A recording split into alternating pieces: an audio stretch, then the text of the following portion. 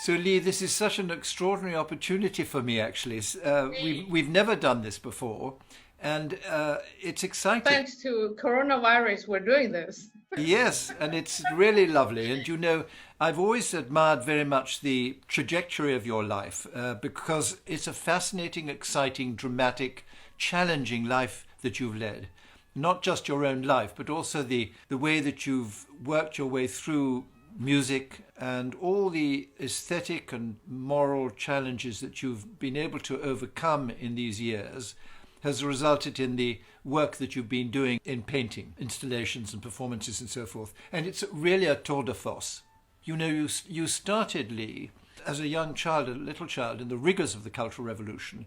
You then found a means, because of your voice and because of your musical gifts, to be invited to the Army Operatic Orchestra, which gave you not only a sanctuary for your own personal development in one way, but also a platform for a new freedom on the other.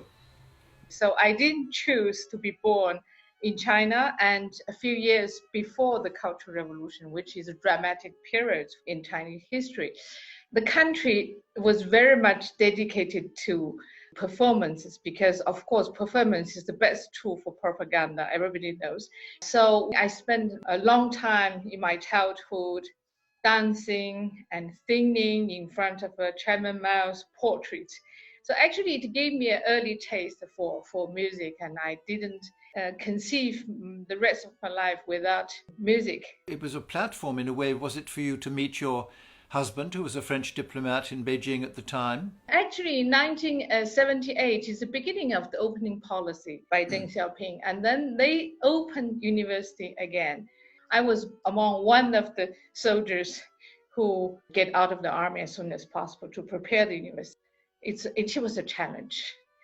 And then, yeah, I get into one of the university, which is the University of International Economic Relations and Trade. And I've got chance to practicing period in the cabinet of Minister of Foreign Trade.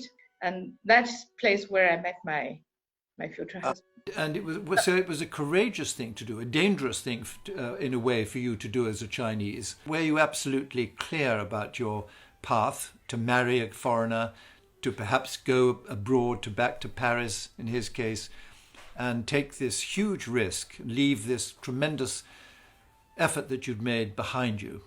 Sometimes you follow your feelings.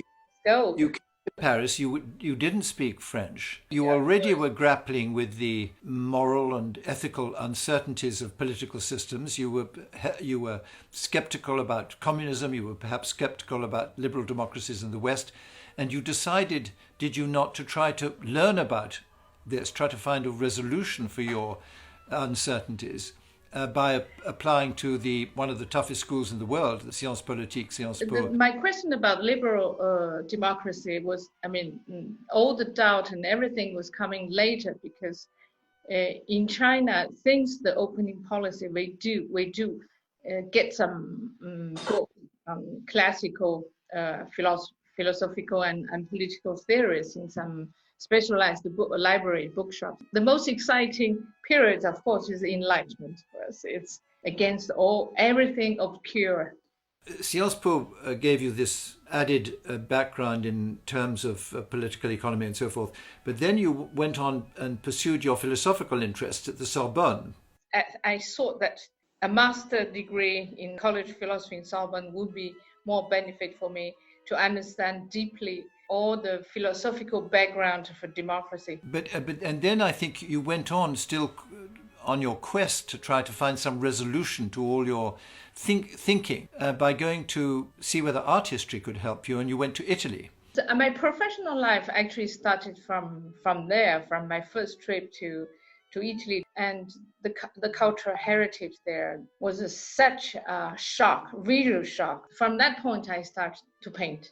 Apart from my passion for ink drawings, I do just in the casual way when I was small. I have received professional, education in fine art in Italy, but in a very classical way.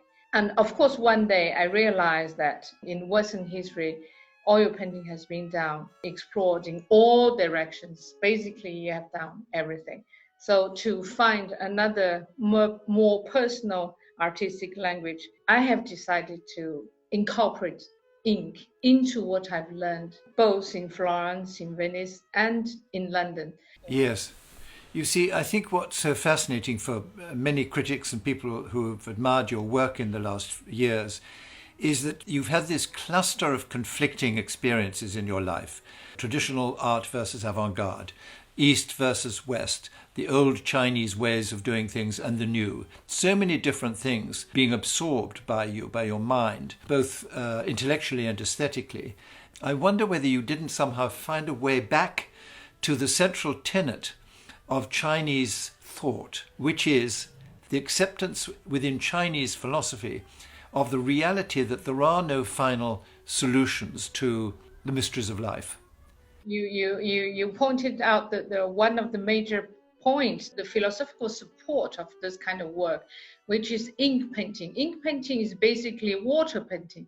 How can you control water? Water, when it's getting very hot, it will become mist, and if the weather gets very cold, it will become frozen.